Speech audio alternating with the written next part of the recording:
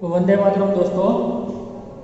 हमने हमारे अगले वीडियो लेक्चर में हमारा चैप्टर नंबर 4 कथनी और करनी जो निबंध था, उसी निबंध को पूर्ण करने के बाद अभ्यास के जो प्रश्न थे, उसी अभ्यास के प्रश्नों के बारे में हमने चर्चा कर ली थी। और उसी के साथ साथ अभ्यास के जो कुछ प्रश्न, यानी कि जो एक परिच्छेद के आधार पर जो हमारी किताब में दिया गया एक परिच्छेद पेज नंबर 24 के ऊपर, इस परिच्छेद को दोस्तों आपको ध्यान से एक बार पढ़ना है और उसे पढ़ने के बाद सोचकर विचार कर उसके आधार पर आपको 5 प्रश्न जो दिए गए हैं, उस 5 प्रश्न के उत्तर आपको प्रस्तुत परिच्छेद के आधार पर बताना है।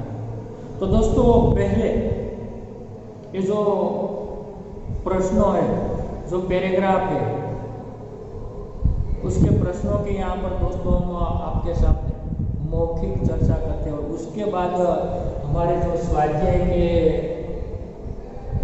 कुछ प्रश्न है उसके बारे में हम यहाँ पर चर्चा करेंगे। तो दोस्तों, आपकी किताब में आप इस परिच्छेद को देख सकते हैं। साथ ही मैं भी आपको PDF फाइल के माध्यम से आप लोगों को ये सारे के सारे प्रश्नों के उत्तर भी आपको स्टडी मटेरियल्स के रूप में भेज दूंगा, जो जिसे आपको उसे पढ़कर याद रखना है। तो यहाँ पर परिच्छेद को हम पढ़ते हैं, ध्यान से बच्चों आप सुनिए। आप शुद्ध हृदय से इस बात पर विचार करें कि माता, मातृभूमि और मातृभाषा का आप पर भी ऋण है। एक जननी आपको जन्म देती है, एक की गोद में खेल कूद कर और खा पी कर आप पुष्ट होते हैं और एक आपको अपने भावों को प्रकट करने की शक्ति देकर आपके सांसारिक जीवन को सुखमय बनाती है। जिसका आप पर इतना उपकार है, उसके लिए कुछ करना क्या आपका परम कर्तव्य नहीं? तो मित्रों, અહીંયા આપણી માતા અને માતૃભૂમિ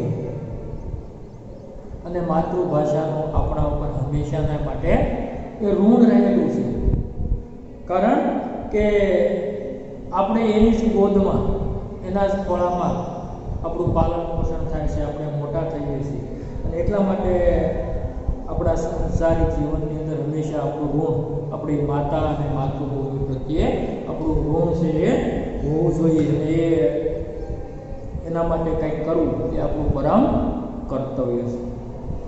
प्यारे भाइयों, उठो, आलस्य छोड़ो, काम करो और अपनी मातृभाषा की सेवा में तत्पर हो जाओ। मित्रों, उठो जागो, स्वामी विवेकानंद जिस प्रकार कहते उठो जागो और ध्यान प्राप्ति माटे मंड्या रहो, એ રીતે તમે તમારી માતૃભાષાની સેવા માટે તત્પર બનો। इस व्रत का पालन करना तलवार की धार पर चलने के समान है। અને આ વ્રતનું પાલન કરવું એ મિત્રો તલવારની ધાર ઉપર ચાલવા જેવું એક કઠિન કામ છે, મુશ્કેલ કામ છે, તો અઘરું કામ છે। अत्यंत खेद का विषय है कि आज अधिकांश भारतवासी अपनी मातृभाषा की उपेक्षा करते हैं। मित्रों, आज खरेखर एक दुखनी बात है कि आजरे दरेक એટલે કે મોટા ભાગના ભારતીય લોકો આપણે પોતાની માતૃભાષાની અવહેલના કરે છે, ઉપેક્ષા કરે છે અથવા તો અવગણના કરે છે। वे अंग्रेजी बोलकर अपने अहंकार तथा दूषित मनोवृत्ति का परिचय देते हैं। अर्थात તે અંગ્રેજી બોલીને પોતાની દૂષિત મનોવૃત્તિ અથવા તો પોતાના અભિમાન કે અહંકારનો એ પરિચય આપે છે। जो अपनी मातृभाषा की तिरस्कार करता है उसे कभी देशभक्त नहीं कहा जा सकता।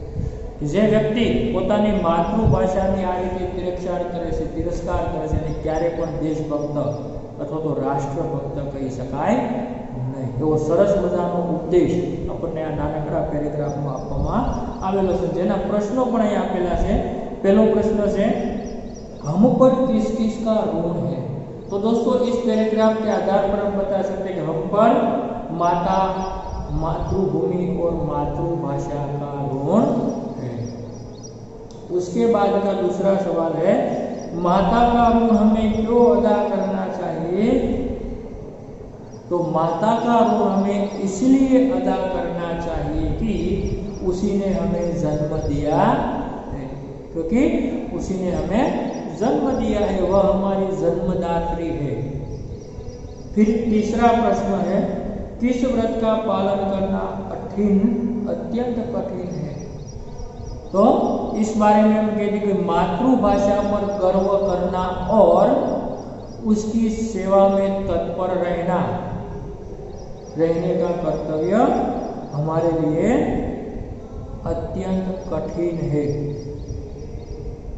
उसके बाद का चौथा सवाल है किसे देशभक्त नहीं कहा जा सकता. मित्रों कोने देशभक्त न कह सकाय. तो આપણે કહી શકીએ કે जो मातृभाषा का तिरस्कार कर अंग्रेजी बोलने में गर्व का अनुभव करता है उसे कभी भी देशभक्त नहीं कहा जाता, जो पैराग्राफ के अंत में हमने सुना. और अंतिम सवाल है प्रश्न नंबर 5 गद्यांश को उपयुक्त शीर्षक दीजिए. એટલે કે આપવામાં આવેલો આ જે પરિચ્છેદ છે પેરેગ્રાફ છે એને યોગ્ય શીર્ષક આપો, નામ આપો. એ નામ આપવાનું હોય તો આપણે એવું શીર્ષક આપી શકીએ સચ્ચા દેશભक्त અથવા માતા, માતૃભૂમિ और માતૃભાષા. મિત્રો આ પ્રકારનું આપણે એને શીર્ષક આપી શકીએ. તો અહીંયા આ અભ્યાસની જે અધૂરા પ્રશ્નોની અહીંયા આપણે મૌલિક ચર્ચા હતી, સાથે તમને પીડીએફ ફાઇલની અંદર પણ એ આ બધી જ વસ્તુ જે ટોટલી અભ્યાસ અને સ્વાધ્યાયના પ્રશ્નો તમને આ વિડીયો લેક્ચરની સાથે જ્યારે હું મોકલીશ ત્યારે તેમાંથી તમારે અધ્યયન કરીને એ સરસ રીતે એ તમારી બુકની અંદર લખી લેવાના છે. ત્યાર પછી મિત્રો સ્વાધ્યાયની અંદર થોડા પ્રશ્નો એકદમ આપેલા છે. પહેલો પ્રશ્ન અંદાજ અપના આપના, એટલે કે તમારો પોતપોતાનો મત, તમારો પોતપોતાનો વિચાર, જેમાં कथनी और करनी में अंतर विषय पर अपने विचार प्रकट कीजिए. એટલે કે कथनी और करनी जो आप निबंध में पढ़ चुके हैं, भाई कहना और करना, इस विषय में कौन सा तफावत है, कौन सा भेद है, इस विषय में आपको अपने विचार लिखना है, प्रकट करना है. तो दोस्तों हम कहेंगे मैं मानता हूं कि कथनी और करनी में एकता रखना ये वीरों और सज्जनों का काम है. यानी कि केवू અને કરવું એની અંદર એકતા રાખવી એ વીરો અથવા તો જે ખુમારીવાળા માણસો છે, જે ખમેરવંતા લોકો છે, એમનું કામ છે. બાકીના લોકો વાતો કરે છે પરંતુ પોતાના જીવનના આચરણની અંદર કશી વસ્તુ એ મૂકી શકતા નથી. इसलिए कथनी और करनी उसी की एक हो सकती है, क्योंकि ऐसे लोग जो होते हैं, जो सज्जन होते हैं, जो वीर पुरुष होते हैं, जो खमीरवान, जो खुमारी वाले मनुष्य होते हैं, उन्हीं के ही कथनी और करनी एक होती है. और साथ साथ जो सत्यवादी, निर्भय और साहसी है, जो लोग सत्यवादी है, जो साहसिक है, जो निर्भय है, ऐसे लोगों की कथनी और करनी में कभी भी भेद नहीं होता. चरित्रहीन, डरपोक और अपनी कथनी और करनी में एकता कभी नहीं रख सकते. यानी कि जो चरित्रहीन होते, जो डरपोक होते, ऐसे व्यक्ति कभी भी अपने कथनी और करनी में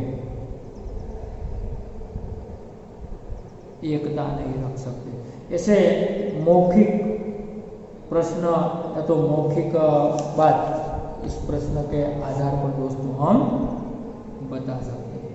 उसके बाद दूसरा स्वाध्याय का सवाल है, कथनी और करनी में अंतर विषय पर आपके दोस्त ने जो विचार लिखे हैं उन्हें पढ़िए। એટલે કે કથની અને કરની વિષય ઉપર તમારા મિત્રએ, તમારા દોસ્તોએ જે વિચાર લખ્યા છે એ વિચારને તમારે વાંચવાના છે અથવા તો એ વિચારને તમારે સમજવાના છે। તો મિત્રો આપણે એવું કહી શકીએ, કથની और करनी में अंतर इस विषय पर मेरे दोस्त ने लिखा है, मेरे मित्र ने लिखा है कि मैंने बहुत कोशिश की कि मैं जैसा कहूँ वैसा करूँ, परंतु मुझे सफलता नहीं मिली। मैंने एक दिन माँ से कहा कि मैं सुबह जल्दी उठकर टहलने जाऊंगा। मैंने एक बार माँ से कहा कि माँ मैं कल जल्दी सुबह में उठकर टहलने जाऊंगा। तो दूसरों दिन माँ मुझे जगाते जगाते थक गई। फिर भी दूसरे दिन माँ मुझे जगाते जगाते थक गई। यानी कि मैंने कहा था पर मैं कर सका नहीं, पर मैं नहीं उठा, इसलिए मैं बोला वैसा नहीं कर सका। मेरी कथनी और करनी में हमेशा दोस्तों जमीन आसमान का अंतर रहता है, और मेरे विचार से कहना बहुत आसान है। यानी कि मेरा विचार से कहना तो बहुत आसान है, पर अपने कहे हुए को अपने व्यवहार में तो अपने आचरण में रखना बहुत मुश्किल काम है, तो कठिन काम है। फिर भी मैं कोशिश करूंगा कि मेरी कथनी और करनी में अंतर न हो। फिर भी दोस्तों मैं कोशिश करूंगा कि मारू कहेवुं अने करवुं एनी अंदर तफावत न पड़े, फेर न पड़े। जे हूँ कहूँ छुं ए प्रमाणे व्यवहार करी सकूँ एवो हूँ प्रयास करीश। मित्रों આપણે પણ આ વિચારવાનું છે, ભલે આપણે પ્રયાસ કરવાની છે, શરૂઆતની અંદર આપણને ડાયરેક્ટ સફળતા નહીં મળે, પરંતુ આપણે વારંવાર પ્રયાસ કરીશું, વારંવાર કોશિશ કરીશું, તો અવશ્ય આપણને આપણી કથની અને કરની અંદર જે તફાવત છે એ તફાવતની અંદર આપણે ચોક્કસ सफलता प्राप्त कर सकीશું। तो अपनी कथनी को करनी में बदलना ही होगा, और इसलिए दोस्तों हमें भी ये विचार तो इस सोच को अपने आचरण में रखनी चाहिए कि हम कथनी और करनी में, यानी कि हमारी कथनी को हम करनी में बदलेंगे, यानी कि हम जैसा कहेंगे वैसा करेंगे। ऐसा हमें अपने जीवन में आचरण में रखने के लिए एक प्रण लेना चाहिए, तो अपने मन में एक निश्चय करना चाहिए। तो इसी प्रकार की सुंदर बात स्वाध्याय के इस प्रश्न के माध्यम से हमें सीखने योग्य है। दोस्तों इस प्रश्न ऐसे हमें लिखने से कोई इतना फायदा नहीं मिलेगा, परंतु हम उस बात को अपने विचार में, व्यवहार में रखेंगे। एक बार पढ़कर ऐसे विचार को अपने जीवन में उतारने का हम प्रयास करेंगे। अगर हम इस बात को लिखेंगे नहीं तो कोई बात नहीं, पर इसमें से कुछ ऐसे विचार है जो अपने जीवन में कुछ ऐसी आदतें हैं, जो गंदी आदतें हैं, जो बुरी आदतें हैं, उस आदत को आपको छोड़कर अपनी कथनी के अनुसार करने में उसे बदलना, इस पाठ का, इस निबंध का मूल हमें उद्देश्य। इसलिए आप दोस्त भी इस प्रकार से अपने जीवन में इस निबंध के माध्यम से बदलाव लाने के प्रयास धीरे धीरे करेंगे। भले आप जल्दी से न कर सके तो कुछ नहीं, पर धीरे धीरे एक एक बात को अपने जीवन में परिवर्तन लाने के लिए कथनी के अनुसार व्यवहार करने का प्रयास करेंगे, तो अवश्य आप उसमें सफलता प्राप्त करेंगे ही। पर इसके लिए आपको शुरुआत करनी पड़ेगी या तो प्रारंभ करना पड़ेगा। तो इसी प्रकार की सुंदर बात इस प्रश्न के माध्यम से दोस्तों हमें सीखने को मिलती है। अब उसके बाद का प्रश्न नंबर 3 है कर्क लिखाई, जो एक हमें कोष्टक दिया गया है। उस कोष्टक में कहा गया है कि भाई कोष्टक में दिए गए शब्दों को उचित क्रम में रखकर उदाहरण के अनुसार वाक्य लिखिए। जो इसी प्रकार से सूचना है प्रश्न नंबर 3 करके दिखाइए।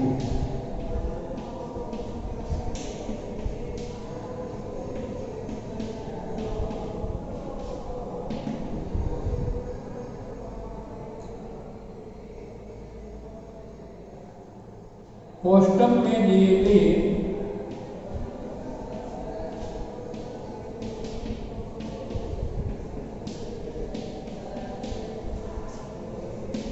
शब्दों को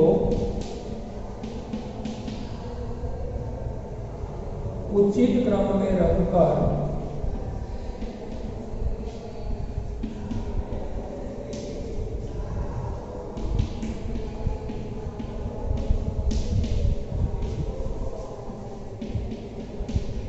वाक्य प्रयोग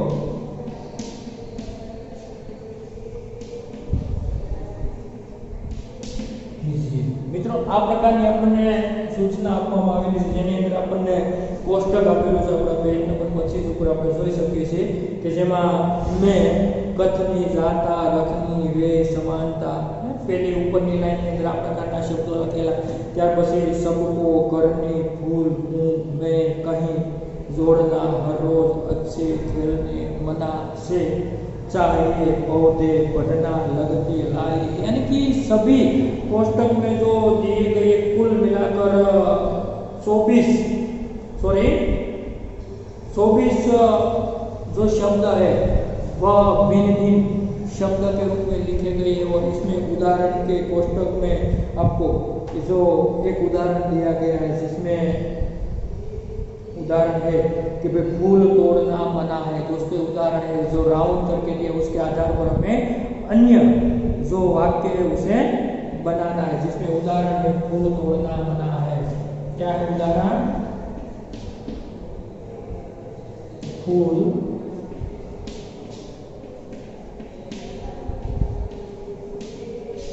तोड़ना मना है। आ प्रकारનું વાક્ય આપણને આપેલું છે, જેના આધારે આપણે અન્ય બીજા 3 વાક્યો બનાવવાના છે, જેમાં પહેલું વાક્ય બનાવીએ सबको कथनी करनी में समानता रखनी चाहिए। सबको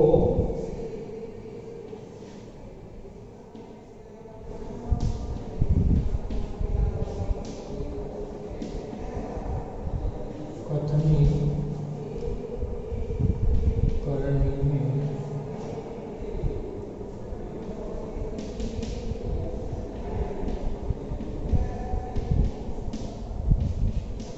समानता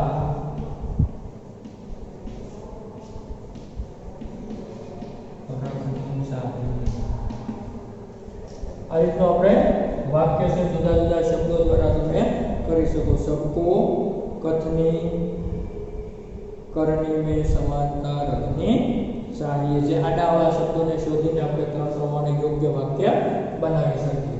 ત્યાર પછી મિત્રો નંબર 2 वे कहीं से अच्छे पौधे लाए। वे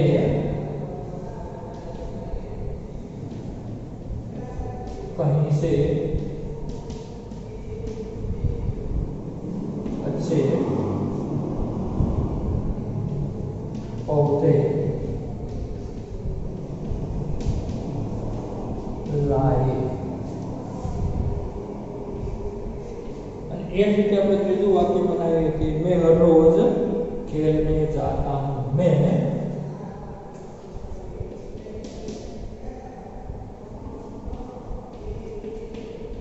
हर रोज खेलने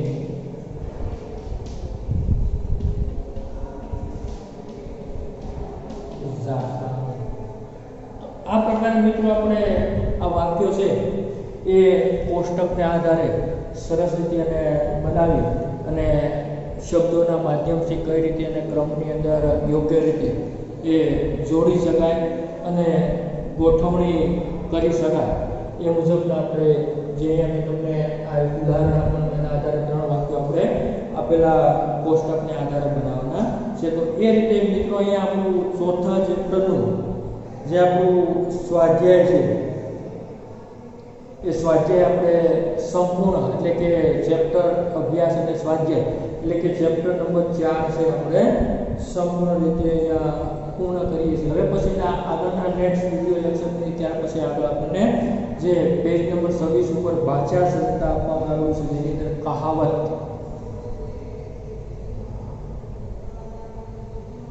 तो एक व्याकरण का टॉपिक है जिसके बारे में हम अध्ययन तो अभ्यास करेंगे। साथ ही दोस्तों आपको इस वीडियो लेक्चर के साथ स्टडी मटेरियल्स के रूप में चैप्टर नंबर 4 जो भेजा जाएगा जिसमें आपको अभ्यास और स्वाध्याय के सभी प्रश्नों के उत्तर सुंदर तरीके से अपनी हिंदी की बुक में आपको लिखना है।